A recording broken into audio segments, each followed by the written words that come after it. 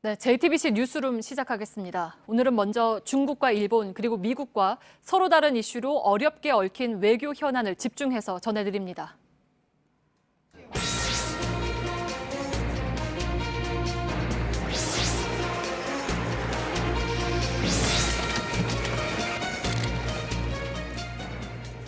다양한 전략과 수싸움이 펼쳐지는 외교 무대에서 한국이 다시 시험대에 올랐습니다. 우리 정부는 묘수 찾기에 골몰하고 있지만 주변 강대국들도 쉽게 물러설 기세가 아닙니다.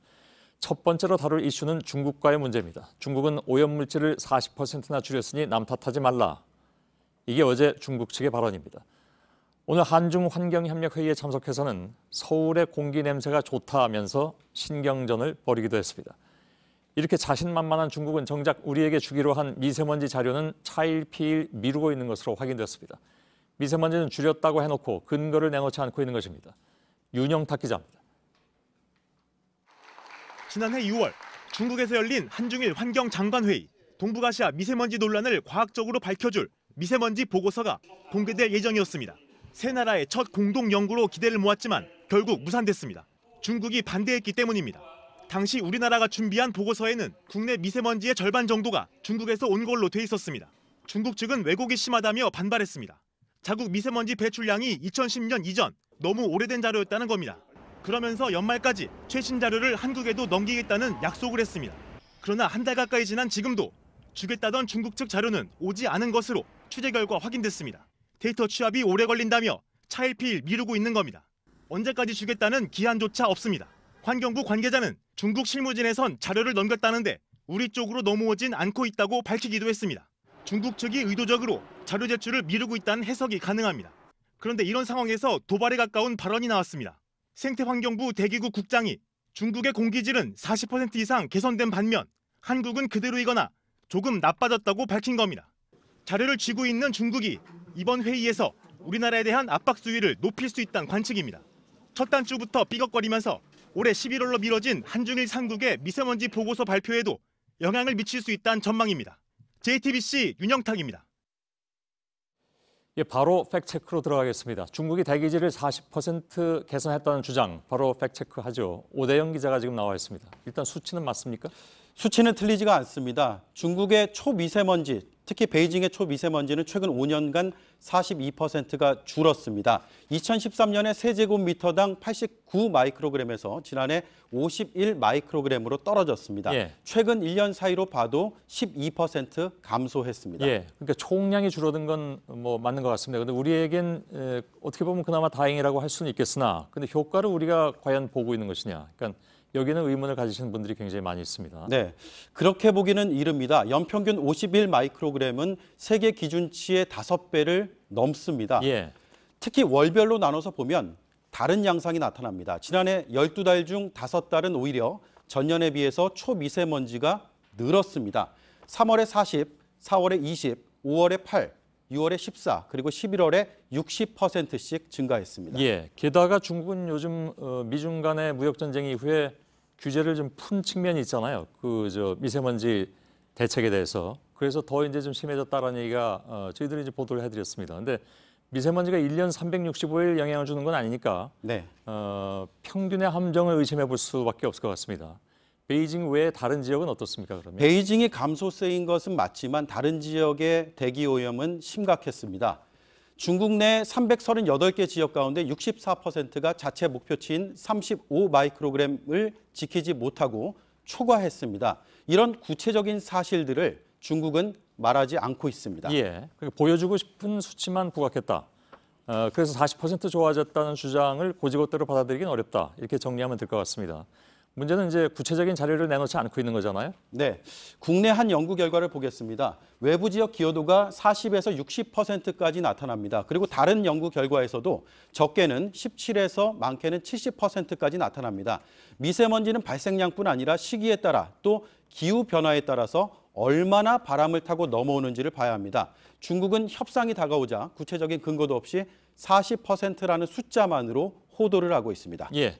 바로 팩트체크해봤습니다. 오대영 기자였습니다. 중국 측의 이런 적반하장식 반응에 한중 환경회의에 나서는 정부의 입장도 바뀌었습니다. 당초에는 중국을 달래가면서 협력을 강화할 계획이었지만 이제 할 말은 3개 하기로 했습니다. 그런데 상황은 그렇게 녹록지만은 않습니다. 오효정 기자입니다. 한중 양국은 자리에 앉자마자 신경전을 펼쳤습니다. We raised the level. 지금보다 공기질이 더 나아져야 한다는 겁니다. Smell the whole air is so fresh, It feels good. 한국이 중국발 미세먼지를 탓할 필요가 없다는 뜻으로 풀이됩니다. 이런 신경전은 지난 주말까지만 해도 예상하기 어려웠습니다. 민감한 내용은 회의 테이블에 올리지 않는다는 게 당초 환경부 입장이었습니다. 공동 연구를 추진하겠다는 원론적인 내용만 거론하기로 한 겁니다. 그러다 어제 중국 측 돌발 발언이 나왔고 환경부 입장도 확 달라졌습니다. 환경부 관계자는 중국 영향이 크다는 건 상식이라며 회의에서 할 말은 세게 하겠다고 밝혔습니다. 어젯밤 늦게까지 전문가까지 불러가며 대응책도 마련했습니다. 문제는 이런 일이 반복되고 있다는 겁니다.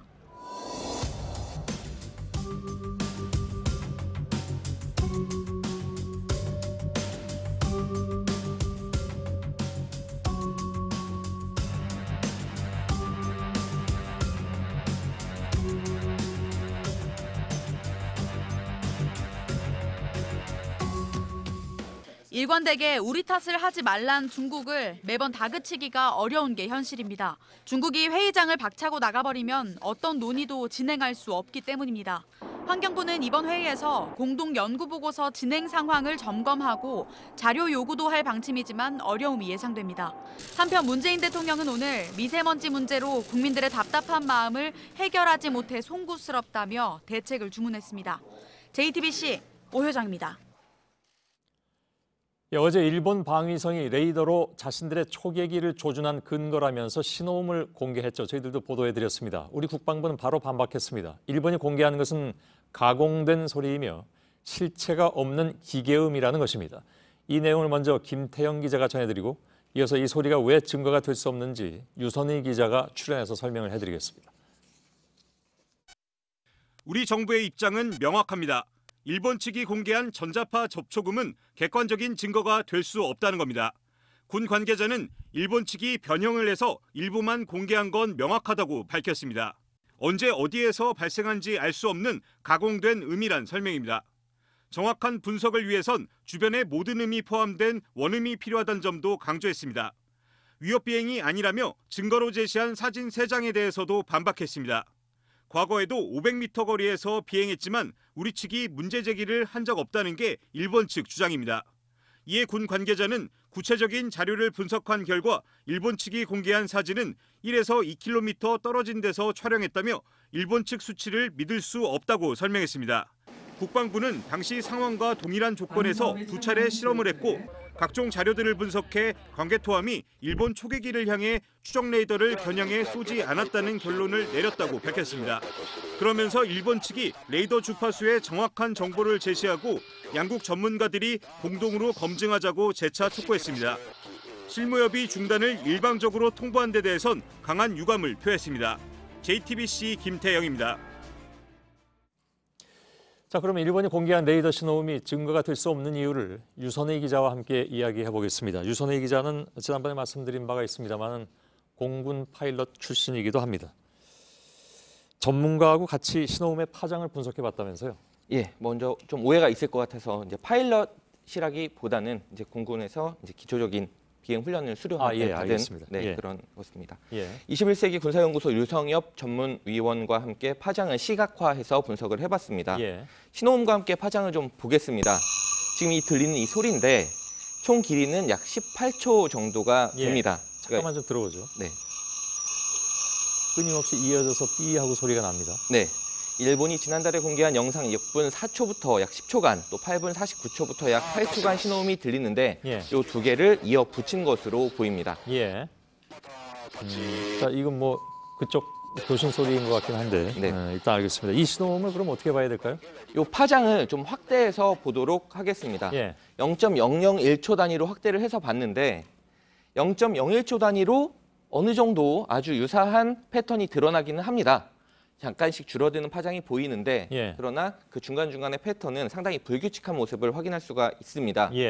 실제 사격 통제 레이더다 이렇게 입증을 하려면 지금 옆에 보이는 것처럼 아주 유사한 이런 패턴들이 보여야 되고 더 규칙적인 예. 불규칙적인 건 오른쪽에 나와 있는 것들 얘기하는 거죠? 네, 그러니까 지금 이 아래쪽에 보이는 것이 이제 불규칙한 일본이 공개한 파장이고 예. 이 오른쪽에 나오는 이 규칙적인 파장들이 보여야 되는데 예. 그것들이 보이지가 않기 때문에 이것을 증거로 인정할 수 없다. 또 신호의 재원도 공개가 되지 않았습니다. 예. 그러면 탐색 레이더는 어떻습니까? 그것도 파장을 좀 분석을 해봤습니다. 예. 그건 어제 들어보니까 좀 중간중간 끊기기도 하던데. 네, 맞습니다. 예. 약 3초 간격으로 신호음이 이렇게 들리다가 들리지 않다가 예. 합니다. 좀 들어보겠습니다. 네. 네, 이렇게 끊기다가 같이 들리게 되는데 예. 아까 사격 통제 레이더랑 들어보면 확실히 차이가 있습니다. 예. 이게 탐색 레이더의 특색인 것은 맞습니다. 이게 이렇게 저 레이더가 돌아가면서 걸릴 때마다 나는 소리라면서요? 네, 맞습니다. 예. 이게 회전되는 레이더인데 이게 광개토 대왕함의 탐색 레이더인지는 확인할 방법이 없습니다. 예. 전문가의 분석을 들어보겠습니다. 예. 탐색 레이더는 회전식입니다. 일본이 공개한 신호음대로라면 1분에 20번씩 돌아가게 되는데 광개토함의 탐색 레이더 회전 속도와는 크게 다릅니다. 예. 그 일본이 신호음을 공개하면서 기밀이기 때문에 신호음에 보안 조치를 했다 이렇게 단서를 왜 달지 않았습니까? 그건 네. 어떻게 봐야 될까요? 그런 설명 자체는 할 수 있습니다.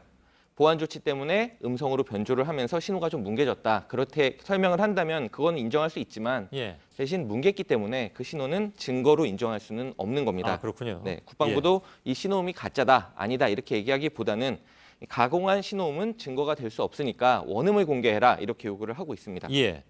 근데 그 뭐랄까요? 저 일본이 공개한 영상 이걸 보면 조준당했다고 자막이 뜨지 않습니까? 네. 그거는 그럼 뭡니까? 일단은 신호음이 나오는 6분 대 그리고 또 8분 대에 화학이 관제 장치에 조준을 당했다 이런 빨간 자막이 나옵니다. 잠깐 예. 영상을 보겠습니다. 예. 이 영상 이렇게 왼쪽 상단에 빨간 자막으로 뜨는데 예. 이거는 별도 촬영한 영상에 일본이 따로 입힌 자막일 가능성이 큰 것으로 보입니다. 이것도 전문가의 분석을 들어보겠습니다. 예. 사실상 캠코더와 같은 장비로 촬영한 영상으로 보입니다. 초계기 자체 장비에서 뜬 자막이 아니라 일본이 조준을 당했다고 주장하는 구간에 자막을 입힌 것으로 판단됩니다. 예. 저건 사실 뭐 아마추어가 봐도 네. 레이더 영상이 아니라 이 찍은 거에 왜 자막이 뜨지 않습니까? 보통 네, 저희가 그렇습니다. 쓰는 것도 누가 봐도 뭐 그렇게 보이긴 네. 합니다. 근데 실제로 이렇게 레이더에 조준을 당했다면 상당히 좀 뭐랄까 위협을 느끼지 않습니까? 되게 그런 네, 경우에. 그렇습니다. 근데 저렇게 찍고 있다는 것도 좀 이해가 안 되긴 합니다. 그렇습니다. 당시 일본 초계기가 광개토대왕함을 중심으로 어떻게 움직였는지 하늘에서 본 영상을 좀 보겠습니다. 예. 이렇게 오른쪽에서 광개토함의 한미 쪽으로 왔다가 한 바퀴를 돌아서 오른쪽 우현 쪽으로 접근을 합니다.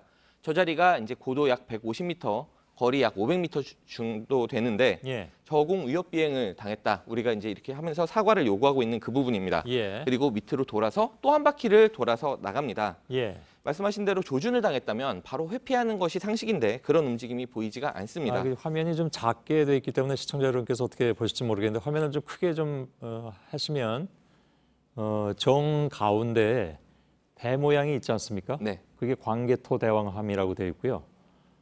이 일본의 초계기가 이렇게 빙글빙글 돌면서 팔자로 돌면서 오는데 가장 최근접했을 때가 저렇게 나와 있습니다. 네. 저게 한 500m 거리. 네. 저게 저희가 임의로 만든 게 아니라 국방부에서 공개한 자료를 바탕으로 재구성을 예. 한 것이기 때문에 그렇겠죠. 가장 정확한 루트라고 볼 수가 있고요. 예. 또 영상을 분석을 해보면 실제 조준을 당했을 때는 경고음이 나오는 경우가 상당히 많은데 해당 구간에서는 아무리 확인을 해도 경고음은 들리지 않았습니다. 그렇군요. 알겠습니다. 유선의 기자가 자세히 설명을 해드렸습니다. 수고했습니다. 예. 방위비 분담금을 놓고 작년에 우리나라와 미국은 모두 10차례 협상에도 불구하고 합의점을 찾지 못했습니다. 그런데 미국 정부는 10억 달러, 우리 돈으로 1조 1,150억 원을 마지막 카드로 제시하고 이마저도 1년 뒤에 재협상하자는 방안, 즉 그때 다시 올릴 것을 요구할 수 있다는 얘기죠. 이런 방안을 제시하는 것으로 전해졌습니다. 우리 정부는 1조 원은 넘기기 어렵고 그나마 1년짜리 협상안은 받아들이기 어렵다는 입장입니다. 이서준 기자입니다. 지난해 말까지 끝내야 했던 방위비 분담금 협상은 여전히 미합의 상태입니다. 협상에 정통한 외교 소식통에 따르면 미국 정부는 지난해 말 10차 협상에서 마지막 카드를 우리 정부에 던진 것으로 전해졌습니다.